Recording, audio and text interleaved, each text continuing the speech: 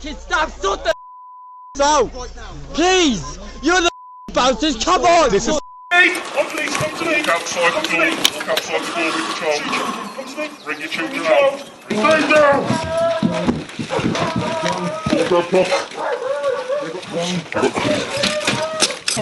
In 2023, Jake Hill was 24 years old. He was a father of a 1-year-old boy, and he had a job as a carpenter. And when put as simple as that, it sounds like Jake had his life sorted out. He had himself a stable job and a normal family life. But the reality is, Jake's life had never really been stable, or conventionally normal for that matter. According to Jake, at the age of 16 when he left school, he moved in with his grandmother, and she took care of him. And that was because his parents were drug addicts and they were unable to look after him themselves. It's said that due to his parents' addiction, he did have somewhat of a troubled background, and his life before moving in with his grandmother was chaotic. There was a presence of drug dealers, and raids from rival gangs were a regular occurrence. However, moving in with his grandmother gave him more of a stable home, and she was someone that he'd had nothing but love and respect for. So moving in was great, but it also opened him up to a more supportive, influential, wider family. Jake did reconcile with his mom prior to her death in 2020. That were after a few years of estrangement. But by 2023, Jake had previous offences for a range of crimes, in between attempts of rehabilitation. He had previously served 3 years in a Young Offenders Institute for attempted robbery of an individual outside of a bank while in the possession of an air gun, as well as resisting a constable, arson, false representation of financial gain, sending an offensive communication, and possessing an offensive weapon while on bail. Now, the optimistic amongst you might be thinking, well, that's all in his past, at least he's moved on and created a stable life. But that still ain't quite right. For example, the relationship with his girlfriend, which is his baby's mom, is apparently a relationship that were on and off again. But at this time, she had her own flat with her son, and she pretty much shared it with Jake. But we need to stop before we get any further and do the disclaimers. This is a true crime case. It's a real story involving real people. Then real people have real family and friends. So although I do want you to comment, and I do want you to share, please do so with sensitivity. This case starts a few days before Friday, the 28th of April, 2023. That's when Jake bought a tactical knife from a neighbour of his girlfriend. He'd bought the knife completely out of chance for £20 when the neighbours simply didn't want it in their house anymore. And I can understand why, because it is quite an aggressive looking knife. Now, Jake didn't have any purpose or specific reason for buying this knife other than he liked the look of it. And apparently for the next few days that he owned it, he was wearing it on the belt of his work trousers in a building site in Newquay, or whatever you want to call it, where he was working as a carpenter. And he's been using it to cut thin insulation boards and mark thicker boards ahead of cutting them with other tools. So it weren't unusual for him to have this knife on him, but it would be usually attached to the belt of his work trousers. But it was Friday the 28th of April when this case really starts, because it was on that day that Jake's girlfriend told him she was pregnant again. Neither of them quite knew how to feel about it. His girlfriend especially, and she decided she needed time to get her head around it. So with that, she decided she was going to go and stay at her mum's house in Wadebridge, and Jake left her there and returned to Bodmin by bus, taking their infant son with him. By the way, Wadebridge and Bodmin are both in Cornwall. Now, instead of Jake going back to his girlfriend's house, he didn't have the keys, he'd forgot them, she still had them, and instead of getting the bus back, he decided, you know what, I'm just going to go to my grandmother's, I'm going to stay there for the night with my son. So he did that, and then the next day, the 29th of April, Jake went back to Wadebridge with his son and handed his son back to his girlfriend. All of this, by the way, while Jake still had the knife in his sheath around his shoulder, which was resting underneath his man bag. And that's right, he's now wearing it on his shoulder. He's over his shoulder with the belt rather than being on his trouser buckle, and it's like underneath his man bag, which is covering it from view. After delivering his son at his girlfriend's mum's house to his girlfriend, he discovered he was too early for the next bus back to Bodmin, so he decided to have a pint in the nearest pub, which so happened to be the Swan. It was while in that pub that he bumped into Chelsea Powell. Now, Jake and Chelsea had known each other since they were kids, but they'd lost contact. They had each other on Facebook and stuff, but they just kind of never really talked or saw each other anymore. Chelsea weren't alone in the pub, she was with her brother and two of her friends. So Jake and Chelsea get talking, and they started kissing, and apparently Jake had told her that he'd split up with his girlfriend because she was pregnant and the baby weren't his. A few drinks later, and having missed the last bus home, the group, including Jake, went to the Bridge on Wall pub and then shared a taxi back to Bodmin, where they ended up going to the Eclipse Nightclub. However, there's a slight problem. In the UK, it's illegal to carry a knife without a very good reason, especially if that blade is either bigger than 3 inch or it's a lock knife. If either of them two are met, then it's illegal to carry.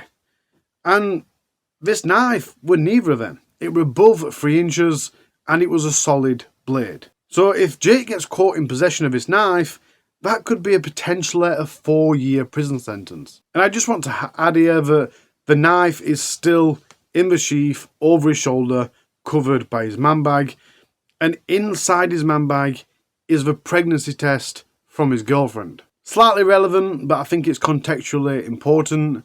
Anyway, having realised this could be a problem when he gets to the door security, because he's got his knife on him, they'll phone the police, whatever, he runs across road and there's some bushes. So he hides the knife into the bushes and then runs back across road into the club. After passing through the security check, Jake and Chelsea went inside. Once inside, they bumped into Tia and Tessa, who were in the smoking area. Tia and Tessa were out on an impromptu night out, and they'd seen Jake and Chelsea earlier in the night in Wadebridge. But as far as I can gather, there were no actual plan to meet up. Jake and Tia had apparently had a relationship a few years previous, and Chelsea knew Tia through their parents' group. The parents were friends, I imagine. That night had been quite a typical night in the club.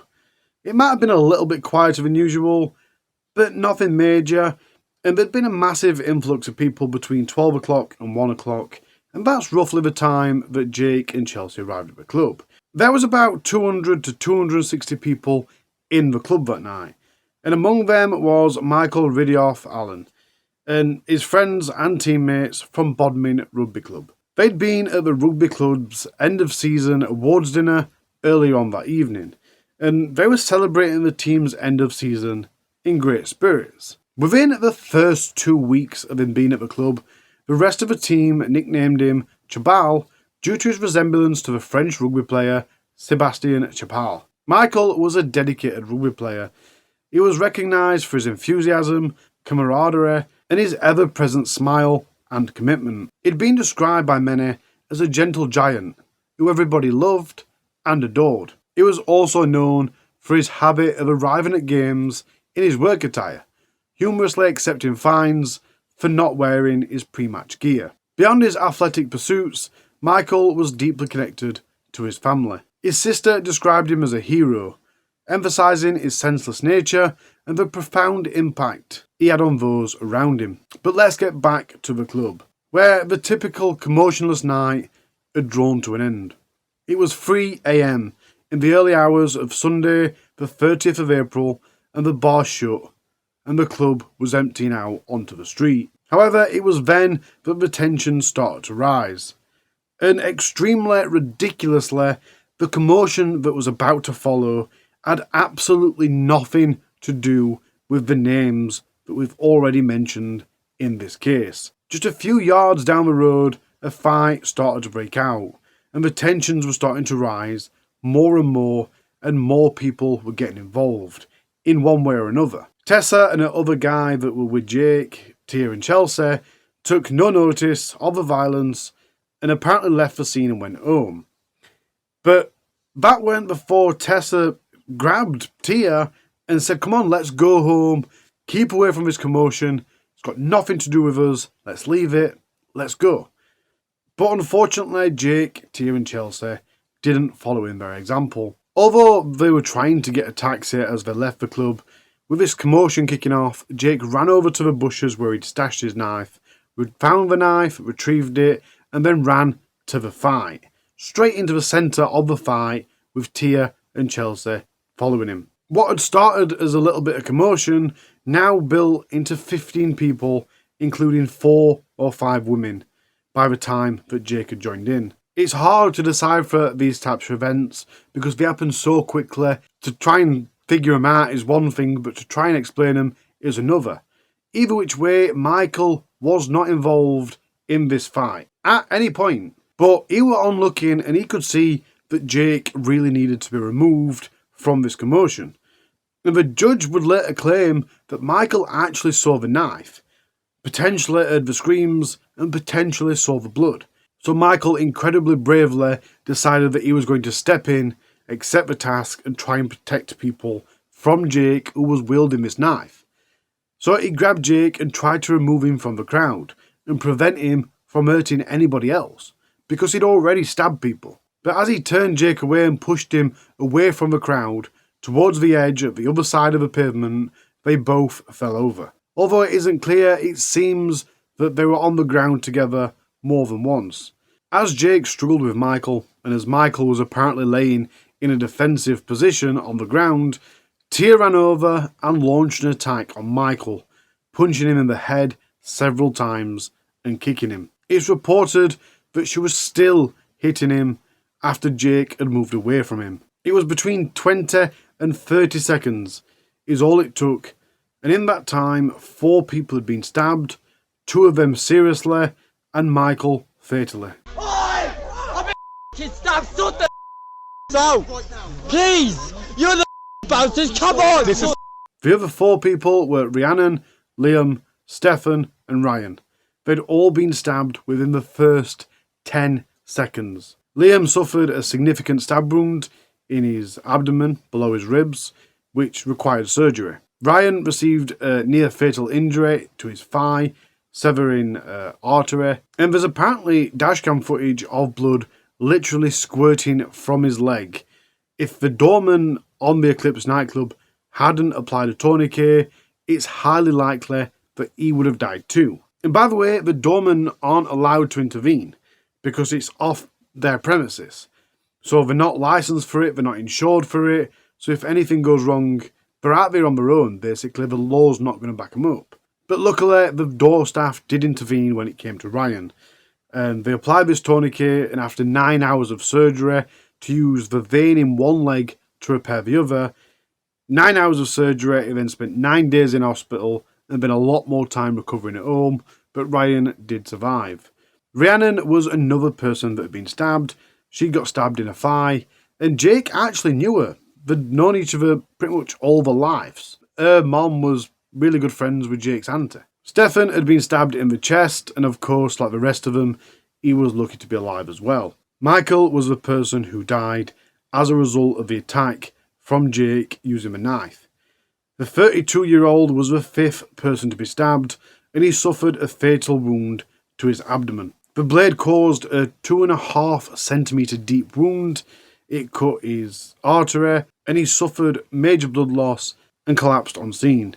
He was given first aid by friends and emergency services, however, he did die at the scene. Right back into the moment after Jake had stabbed Michael, he turned to one of Michael's teammates, who were just an arm's length away, and said, "I'll do you as well." At that point, Jake's still waving his knife around, and another person said to him, "What the fuck are you doing? Put the knife away." Then Jake jumped back. And of course, at this time, the street had a very different atmosphere, as everyone tried to help the 5 people who had been seriously injured. Eager to escape responsibility, Jake ran from the scene. Although other sources state he walked away. Either which way, one of the people that were really close to Michael when Jake stabbed him realised that Jake had actually dropped his provisional licence on the floor. CCTV from not far away shows Jake appearing quite calm and returning the knife back into its sheath on the belt across his chest. Chelsea and Tia both left with Jake, and they all made their way back to Tia's house. While at Tia's house, Jake decided he needed to get rid of the knife. Quite naively, he first tried to flush it down the toilet, but of course it was way too big to be flushed.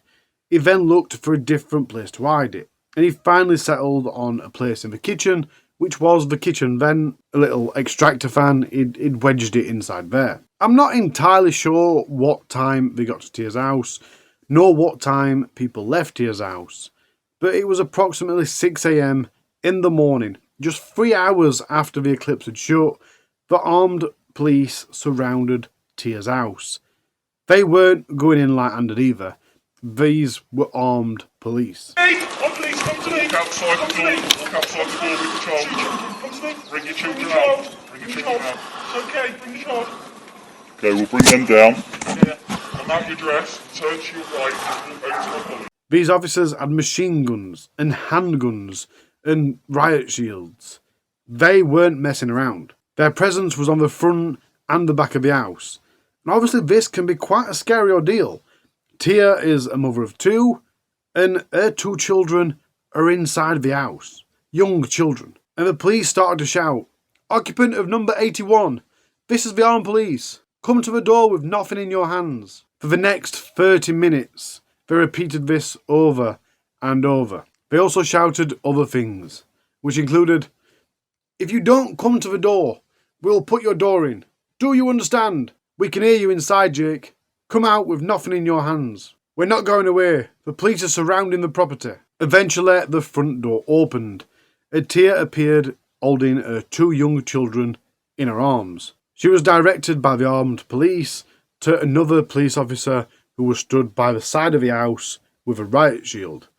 So she went over, and this officer asked her if there's anyone left in the house. And she repeatedly denied it, saying that everyone's gone, everyone's left, they've all gone home. But then one of her infants turned round and told this officer, "No, Jake's inside, he's in the loft." So with this new intelligence, the armed police then slowly made their way to the house, shining their torches and guns ahead of them as they went in. And of course, all this time, they're still shouting for Jake to make himself appear, make himself known. It was just shy of half an hour after they arrived that they was underneath the loft hatch, or attic hatch if you're American. And of course, they were still shouting for Jake to come out. And then all of a sudden, in fact, I'm just going to let you watch a clip.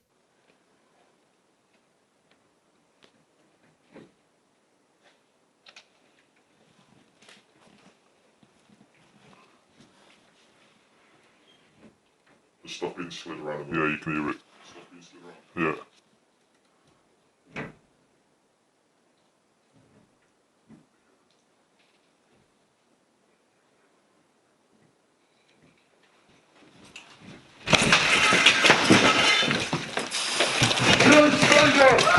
Stay down! Stay down!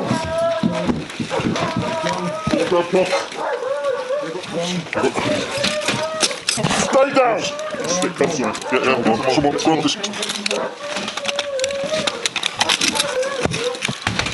Get that arm out now. Get that arm out now. Jake, listen to me. You're under arrest for murder and 2 attempted murders. You don't need to say anything that may harm the defence. You don't mention, when questioned, something later on in court. What? Anything you do say may be given evidence. Okay. Yeah, Jake just fell straight through the loft hatch. And I'd be lying if I didn't say that I had a little chuckle to myself when I first watched that. I just weren't expecting it whatsoever. But Jake would later say that he didn't fall out of the loft hatch. He was actually trying to get out, and then he stumbled. And of course, as soon as he touched the floor, the police piled on top of him, they handcuffed him, read him his rights, and took him away. As this investigation progressed, the Major Crime Investigation Team detectives reviewed hours upon hours worth of CCTV footage, and they identified that Tia and Chelsea had been with him throughout the night. Both of them had lied to the police in efforts to distract the investigation by providing false information. Chelsea's statement to the police left out all the information involving her, and she hid the identities of other people. On the 19th of June 2023, a month and a half after that fatal night and Jake's arrest, Tia and Chelsea was arrested on suspicion of murder. Despite continuously denying their offences, they were both eventually charged. Jake's first statement in police interviews was, "A lot of people piled on top of me. I managed to get up and walk away from the scene. I was not aware of anyone being stabbed. I didn't have a knife. I didn't assault anyone. I didn't stab anyone. I went to Tia's house. I have no further comment to make." He also said that his memory of that incident were pretty good. "Considering I was the one that got dragged into the fight, I'm pretty sure I didn't stab anyone. How could I do so much damage to so many people without anybody stopping me? If I had a knife, it would have been found." But of course, the police eventually found the knife hidden in Tia's kitchen vent. So in another interview, Jake changed his version of events and admitted having the knife, hiding it inside a hedge outside the nightclub, and recovering it later on. "I admit my statement was false. I was panicking and scared. I was in possession of a knife. I collected the knife from a hedge where I had left it earlier on. I was walking home when I was attacked and knocked on the ground and stamped on. I fought back by lashing out with the knife. I was panicked. I became aware Chelsea was being attacked. The male that attacked her turned towards me. I acted in self-defense. I wasn't thinking of the knife I was holding.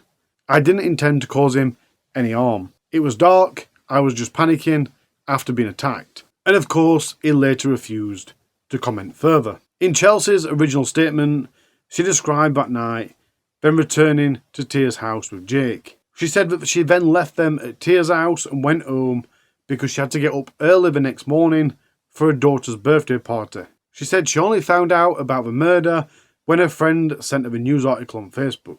People were saying it was Jake who had done it. I can't believe that people would think that he would do this. It was so normal that night. I didn't see him use a knife or being aggressive towards anyone all evening. Both Chelsea and Tia would later reply no comment to any further questions put to them during the subsequent police interviews. So on with the trial. 25-year-old Jake Hill was charged with the murder of Michael, 4 counts of wounding with intent, and possession of an offensive weapon. He pled not guilty to all charges. 22-year-old Tia Taylor was charged with manslaughter and perverting the course of justice. She initially pleaded not guilty to all charges, but changed her plea to guilty for both charges during the trial. Apparently that was in acceptance of a plea deal, which, to be honest, I didn't even realise you could do halfway through a trial, but apparently that's what happened. 23-year-old Chelsea Powell was charged with perverting the course of justice, murder and manslaughter, pleading not guilty to all charges. So with a lot to be talked about, it was expected to be a long trial, especially because the prosecution were threatening to call up to 100 witnesses. The trial eventually started on Monday the 22nd of January 2024 at Truro Crown Court. Throughout the trial, the jury was shown a lengthy compilation of CCTV, dashcam footage, bodycam footage, and all of that pretty much tracked their movements through the entire night, especially throughout the nightclub and leaving the scene. There was also footage from earlier on in the day and later on their way back to Tia's. The prosecution also had the knife in their evidence, which had Jake's fingerprints and DNA on the grip, and it also had Michael's DNA on the blade. They also had other physical evidence, the post-mortem, and witness statements. As you can probably imagine, the trial went on for quite a bit, and I've tried to trim the fat as much as possible, but if you do start to find the trial a bit like it's going to go on forever, then check down here. I have put chapters in so you can skip to after the trial, but stick with it because if it's not important, I haven't put it in. So the prosecution set out their case against Jake. No witnesses saw any of the injured persons do anything to anyone, let alone Jake Hill, that could explain why Jake Hill stabbed them. The initial burst of knife violence culminated in a struggle that took place between Jake Hill and Michael Allen. Michael Allen also separated some of the parties. He was unarmed, he confronted and struggled with Jake Hill, and was simultaneously assaulted by Tia Taylor and Chelsea Powell. During that encounter, Michael Allen was stabbed by Jake Hill in the abdomen. The knife went in deep, causing a wound depth of 12.5 centimeters. Rapid internal blood loss caused him to collapse within seconds, and he died at the scene. The prosecution case is that Jake Hill, having seen the disorder, became angry and violent. One witness who saw some of the stabbings and the aftermath described him as being on a knife rampage. In relation to Chelsea and Tia, the prosecution say they had voluntarily inserted themselves into a violent environment and showed themselves as perfectly willing to take part in that violence when it was wholly unnecessary for them to do so. They were backing him up and inflicting blows to Mr. Allen. The prosecution also put forward that the intimate contact between Jake and Chelsea on the night of the incident meant it was a racing certainty that she would have known about the knife. She knows this is a very big problem for her, and that's why she has to say, "I didn't know about it." Obviously, Jake's defence span it the opposite way round. They asked the court to put themselves in the mind of Jake at the moment that Michael took hold of him. Is Jake Hill meant to be able to turn that over in his mind and say, "Ah, I see this man who has grabbed me from behind is a peacemaker. I can relax"? Is that real? Addressing the question of why Jake got the knife out, his defence said he had unthinkingly reacted instinctively in the heat of the moment. One theory the prosecution don't want you to countenance is that Jake Hill got his knife out because he was set upon by others. If he was on the ground, is it inconceivable that he reached for the knife in a frantic effort to get them to stop? He said that Jake was a misguided, inadequate young man who, when was foolishly involved in violence, made the catastrophic decision to take out his knife. The result is the unintended death of an intervener, which is rich because obviously Jake was also an intervener. But let's get on with the cross-examination. Jake was asked why he kept the knife with him, and he basically said that he'd had it from when he'd finished work and he'd taken it to his grandmother's because he'd forgot the key to his girlfriend's house. His grandmother didn't want it in her house, so he took it back out with him the next day. He'd intended to put the knife in a locked cupboard in his girlfriend's flat, where he had some other work tools. When the prosecution put to him that with the size of the blade and the serrated, jagged edges that it had, he must have known that it could have killed someone and done some serious damage, Jake agreed but claimed he wasn't a scientist, so he didn't know what damage it could do to the body. And I believe that he also referenced if and where they were stabbed. The prosecution also focused on how he was wearing the knife sheath. They basically said that he was wearing it in a combat-ready position. And Chelsea's defence asked him why he hadn't put the belt around his jeans like he claimed to have done at work. To that, he said that he'd been wearing the jeans underneath his tracksuit in case he decided to go out, adding, "It would not have been comfortable to have the belt and knife around my jeans, so I naturally put the belt with the knife on around my shoulders." So Chelsea's defence pushed, "You were out and about with the knife because you had nowhere to leave it, and you wore it around your shoulder because your tracksuit didn't have belt hoops, but you were wearing trousers with belt hoops underneath it, and yet you didn't mention wearing jeans. You're saying you never thought to mention the jeans because it slipped your mind? Surely you must have known you were wearing jeans.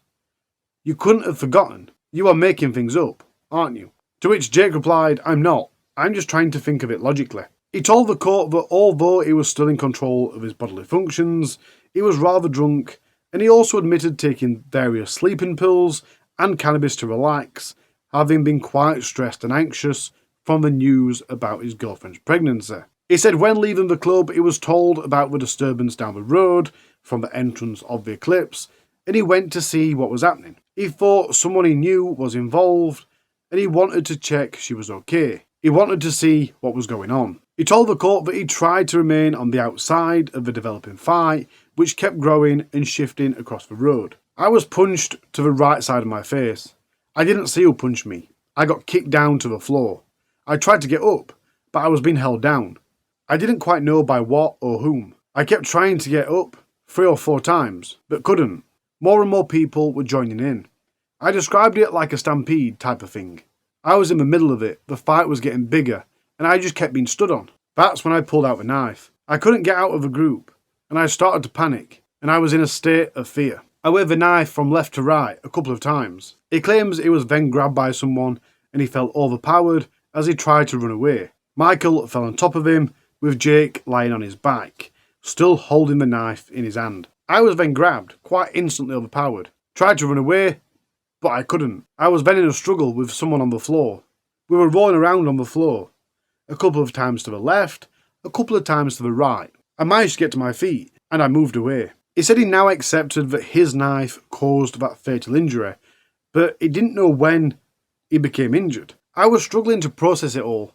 I was trying to make sense of it all. I didn't know that someone had died until I was shown a Facebook post and the police showed up. He told the court that some of the people with him at the time told him he would have to clean up the knife. I asked everyone to shut up about it. I was trying to process what happened. Although I acted in self-defense, I couldn't help feel guilty about what happened. I didn't understand the full extent of what happened. None of this would have happened if I didn't get attacked. Jake said that once he'd left the scene and made his way back to Tia's house in Bodmin, he didn't speak about the incident, but he thought he was a victim and that's why everything happened. At the time, I thought no one was going to believe me. Jake also admitted to the court that he tried to hide the knife into his toilet but couldn't push it in, so he tried to find another hiding place. I began to panic. I didn't want to get arrested. I tried to put the knife in the toilet, but the knife got caught and the belt sheath got stuck inside the toilet. I looked for somewhere else to hide the knife. I went to the kitchen and saw the air vent. I hid the knife in the extractor fan and then ran upstairs. I jumped onto the banister and into the loft. I came to my senses and was about to go to the police when I tripped and came flying through the hatch. He told the court that in his second interview he admitted lying in the first interview because he'd come to his senses. In some ways, yes, I lied because I didn't think anyone would believe me. I was in denial of what happened myself. I didn't want to accept that someone had died. I didn't realise there was CCTV, and I thought it would be my word against theirs. I didn't want to accept what had happened, so I lied. The prosecution told Jake he must have thought while still holding the combat knife in his hand and with all the club goers screaming and shouting around him that they must have been stabbed, that he might be responsible for stabbing a lot of people. Yes, I thought that, but I didn't know that people had been injured until afterwards.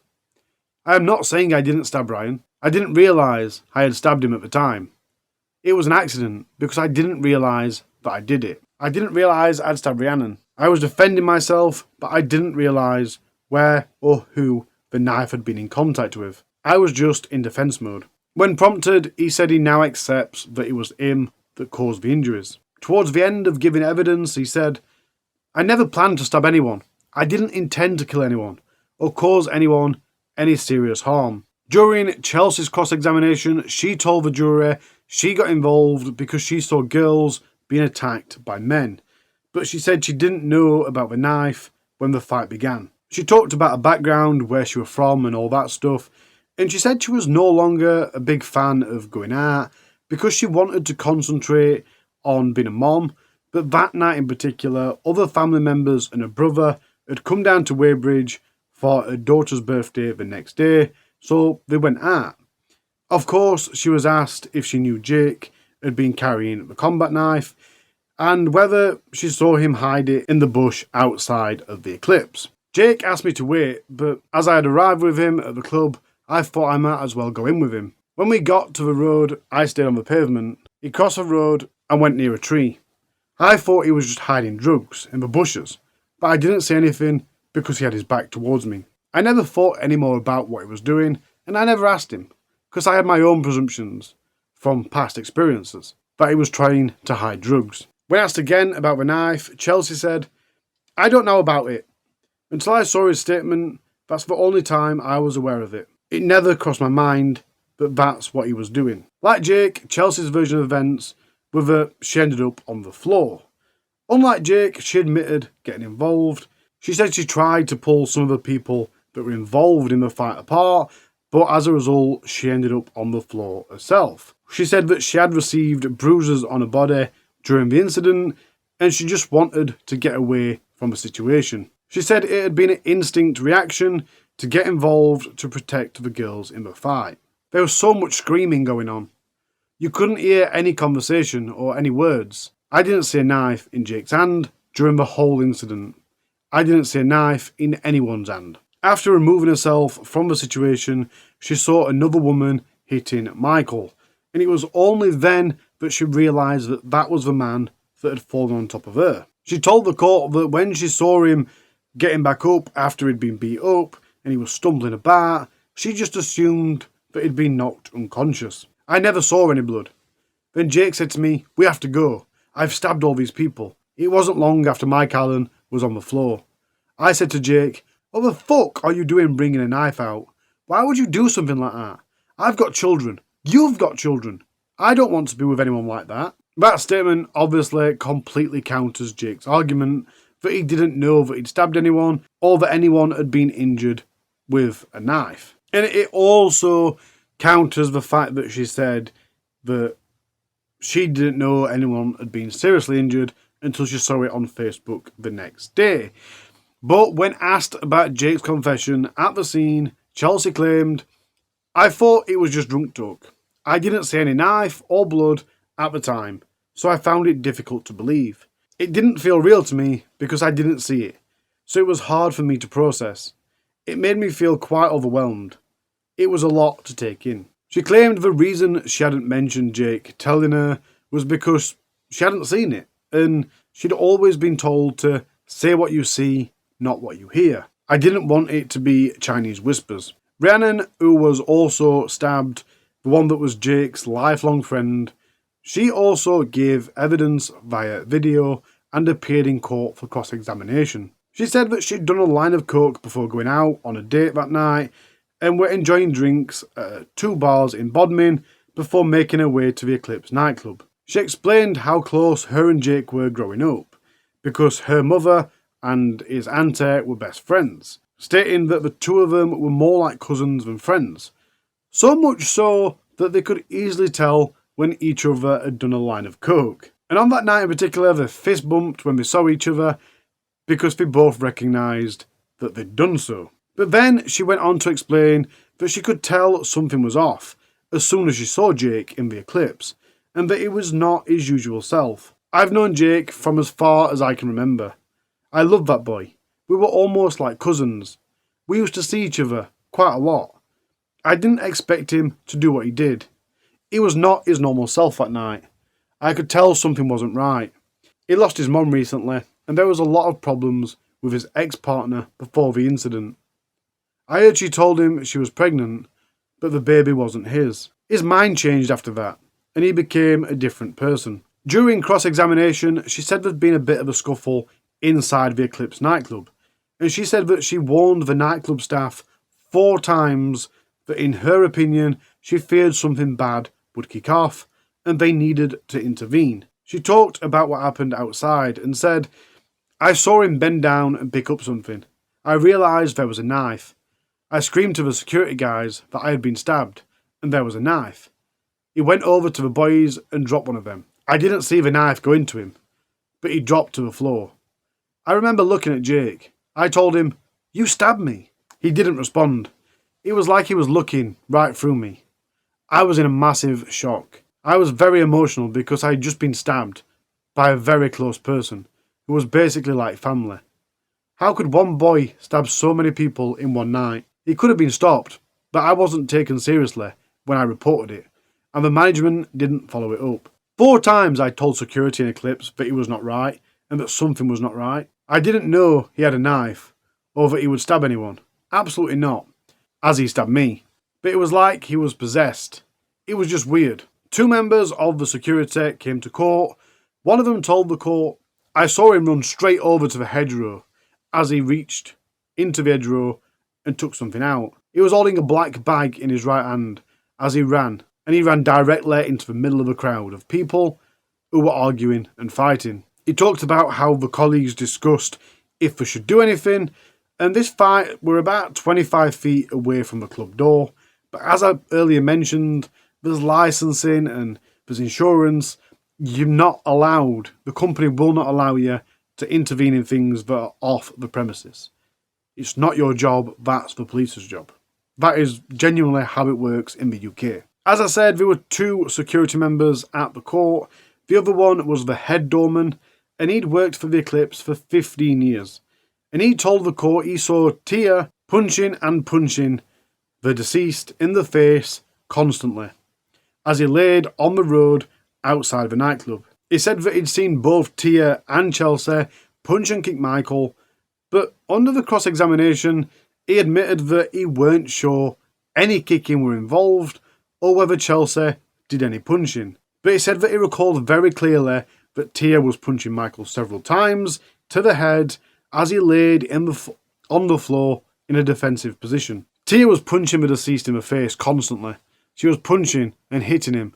It all happened very quickly. The transcript of his body cam was also read out and shown to the court, and that's because the conversation between him and another doorman were talking about the fight and the man being stabbed. He told the court that he'd actually turned the body cam on after first approaching the fight to try and break it up, and hearing that there'd been a stabbing. In a police interview at the scene, he said, "Having approached the fight, I turned my body cam on. I tried to break up the fight, but no one listened, and the fight continued. One male came towards me bleeding heavily from his groin area. It was squirting blood heavily. My colleague tried to do a tourniquet to stop any blood loss. I went inside the Eclipse to see if there were any stab vests, but there was none. I went on the road, down the hill, to see if I could identify anybody." In all, the trial lasted 6 weeks. And after the trial, it took the jury, which consisted of 8 women and 4 men, 4 days of deliberation. They unanimously found Jake guilty of murder and guilty of 4 counts of wounding with intent. He was not found guilty of another charge of wounding with intent and unlawful wounding. They found Chelsea not guilty of murder, not guilty of manslaughter, but guilty of perverting the course of justice. A bail application was made on her behalf, but that was denied. And of course, as I've already said, Tia pled guilty to both her counts, manslaughter and perverting the course of justice. So on with the sentencing, and we'll do it in the order that the judge did it. Jake had been found guilty of murder, so his sentence had to be one of life with a minimum. And because Jake took the knife to the scene, the minimum starting point for his life sentence had to be 25 years. The aggravating factors were that he took the knife to the place of the crime. And that's a major aggravating factor these days. That changed about 5 years ago. He was under the influence of alcohol. He concealed the knife after the murder. He hid himself in Tia's loft from the police. He already has previous convictions, including being in possession of an offensive weapon. The mitigating factors for Jake were his lack of premeditation, the intention to cause serious bodily harm rather than to kill, his age, his difficult upbringing. He was not without future prospects. He'd trained and got a job as a carpenter. He has a young son, and he was a bit unhappy about the news of his girlfriend being pregnant. Is it just me, or do them aggravating factors seem very sparse compared to the mitigating?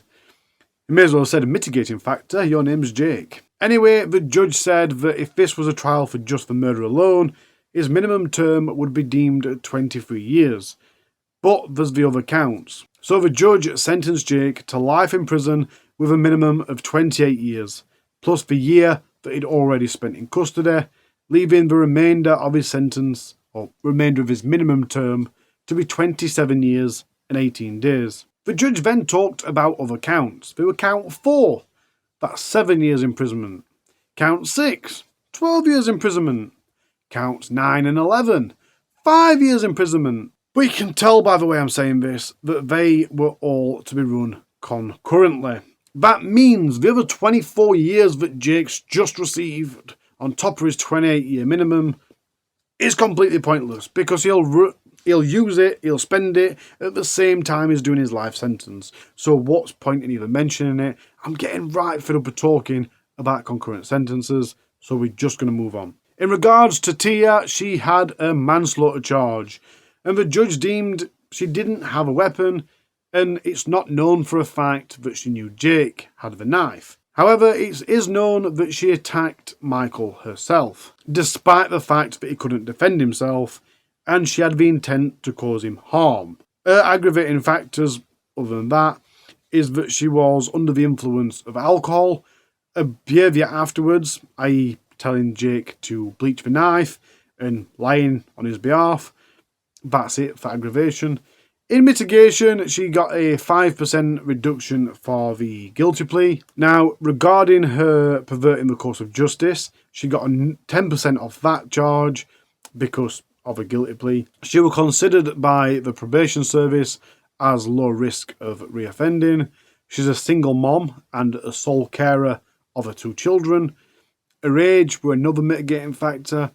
A previous good character is another. She had a difficult childhood, which led to the lack of proper schooling. She'd shown shame and genuine remorse, and she had future prospects. She'd been using her time in custody to study and stuff. So with all that considered, the perverting course of justice, the manslaughter, for all the counts, for all the aggravation and mitigation, she was told her sentence was 3 years, but she would only serve half of that, and the other half would be used on licence. Finally, Chelsea. The only thing that she's actually being found guilty of is perverting the course of justice, and for her, there was no aggravating factors. In mitigation, she was low risk of reoffending, bearing a minor caution from years ago. She had a previous good character. She was the sole carer for 2 children. Her age, she was quite young. A victim of DV, and she has a current restraining order out on her kid's father. And apparently the fact that she'd used cannabis at a young age while she was at school, that's also a mitigating factor. Don't know how. And again, she'd used her time on remand to do further education and to better her future prospects. So for her, she got 18 months imprisonment, but that was reduced by 3 months to reflect a mitigation. So now we're down at 15 months, but she's only going to have to serve that. The other half she can do out on licence. But then the judge said to her, look, you've already done a year on remand, so today you will be free to walk out of this court. You've got immediate release. But it's not over yet. That sentence was passed on the 12th of April 2024 at Truro Crown Court. But then on the 24th of May, Cornwall Live reported an appeal had been made on Jake to lengthen his sentence. Now, I've looked for more information on this, and so far there is nothing to be found, so I'll keep looking for updates. But there is an appeal allegedly going through on the prosecution side, saying that the judge had been too lenient on Jake and that he should be sentenced to longer. So with all that said, it's now time to do the family statements and to talk about the incredible actions of Jake's sister. The journey that has led us here from the night Michael died, though long and painful, has opened our eyes to a growing problem in our society. This journey has given us purpose and motivation to try and make a difference. Whilst we are grateful of our justice system and its ability to uphold the laws of our society, today verdicts are not a victory. There are no winners here. It's not just our family who lost someone they loved that night. The families of Tia, Chelsea and Jake have been torn apart by the evil of that night, the presence of a knife. With no knife, the devastating events of that night would not have happened. The presence and the use of a knife turned to unmitigated violence, scarring injuries and haunting images that many will never forget. Michael watched that violence unfold in front of him. He felt a need to intervene, to remove the threat and protect others. In this task, he lost his life. As 4 families, we stand before you, together, to raise awareness of the damage that can be caused by carrying a knife. No good can come of it, only anger, hatred, loss and grief. We aim to educate and to work collaboratively to tackle the root of the problem. To help our young people understand that a knife does not protect you or make you popular. To give them the skills and tools needed to make better choices in the future. We stand together as a warning. If change does not happen, then many more families will stand on court steps, broken from the loss that knife crime brings. We stand here together to beg you. #leave it in the drawer. I think that statement says everything, but I'm just going to clarify. In the wake of Michael's tragic death, his sister Becca established Mike's Trust, Michael's initiative for knife crime education in society, to combat knife crime and support affected families. This initiative reflects Michael's legacy of helping others and aims to prevent similar tragedies. Becca, who goes to schools talking about knife crime, says, "It is our young people saying no to knives that is going to make the biggest difference in our future." The Trust has supported a new youth dart club in Bodmin, and it has plans to help other youth organisations in the town. They provide safety and family and opportunities to develop skills and grow to well-rounded adults. The Trust also plans to launch a new education scheme in schools to raise awareness of the effects of knife crime. We want to help people see that there are other options, that carrying a knife is not the best option. That's all I've got for you. But there is a few things I need to say, because it's easy to say that someone should do something, or I want to do some good in this world. But very few people actually get off their arses and do something about it. It's not so easy actually to start doing something. And it's even harder to continue doing it. So I was delighted to see that Becky had started making Mike's Trust. She made the page in May 2023. And to this day, she's still pushing it hard. Mike's Trust has officially registered as a charity. It has 2,500 Facebook followers, which is huge. But it's not just the page and through the website that they're currently rebuilding that Mike's Trust is going on. It's constantly in the community, doing things like attending schools and talking about the dangers of knives to teenagers, the people that need to be told. Telling them that it ain't big, it ain't clever, and it's dangerous to them and everyone around them. They're constantly in the community doing things like fundraising, but not just by waving a bucket at you. They fundraise by doing rugby tournaments, concerts, and competitions. Becca, if you're watching, you're doing an amazing job. I really hope you're proud of yourself, because I can see that you're trying and you're also succeeding. And I bet you have made a difference. And with this kind of thing, it's hard to see that you've made a difference because there's no way of quantifying it. But seriously, going to schools and talking to children is a good way, and you will have made a difference. I can almost guarantee it. So please carry on. And if you're watching this, no matter where you are in the world, please go to Mike's Trust page on Facebook. I'll put a link in the description. I'll put the website, but like I said, it's currently still being redeveloped, so just give it some time. And as far as I can see, there's two clear messages from my history. First of all, I used to do security at events and on the odd door and whatnot. And I was told by the guy that taught me my security license that there's a ridiculously high, something like 80-90% chance that if a knife's drawn, it will be used. Now that's a solid number. That's not if and but, that's 80 to 90%. It doesn't matter why it's drawn, it doesn't matter who it's drawn, and who draws it doesn't mean that's not going to be the victim. If you're carrying a knife, it doesn't necessarily make you safer. Carrying a knife and drawing that knife means there's 80 to 90% chance it will be used. And it could be you that it ends up being used on. I'm not going to say it like Becky. I'm not going to say leave it in the drawer. I'm going to say don't carry a knife, dickhead. It's really that simple. Sorry, but it is. There's literally no good to come out of it. It is not a defensive thing. Secondly, this case reminds me of a night when I was out in Sheffield when I was 18. We'd just been in West Street Live. It was closing time, I'm fairly sure. Come outside, there's people everywhere. There's taxis piling past. There's trams coming past. I think they've probably stopped by that time. But there were people everywhere. There were two guys in the middle of the road just about to start fighting. I'm fairly sure my best friend had been talking to one. So she was like, I'm going to help. And she goes in to get involved. I don't know why, but I see that one of these guys have got an empty glass bottle in his hand.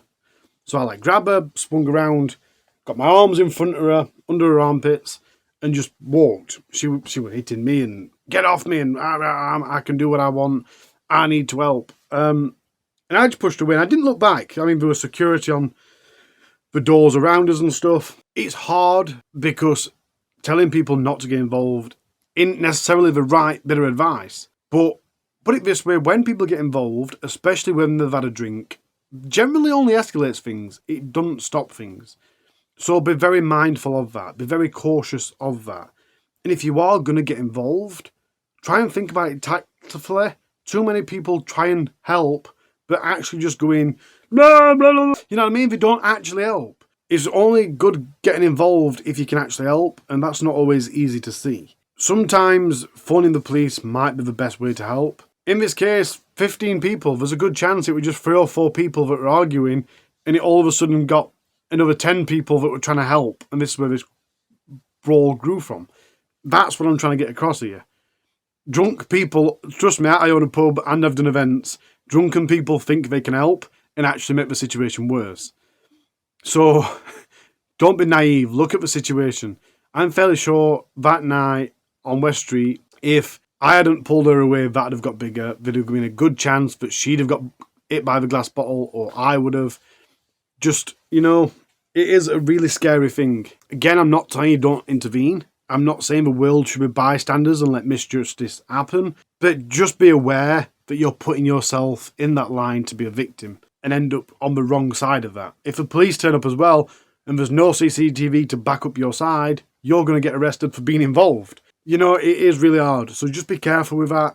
Think before you get involved. In security, one of the first things we were taught is you have to look after yourself before you help others.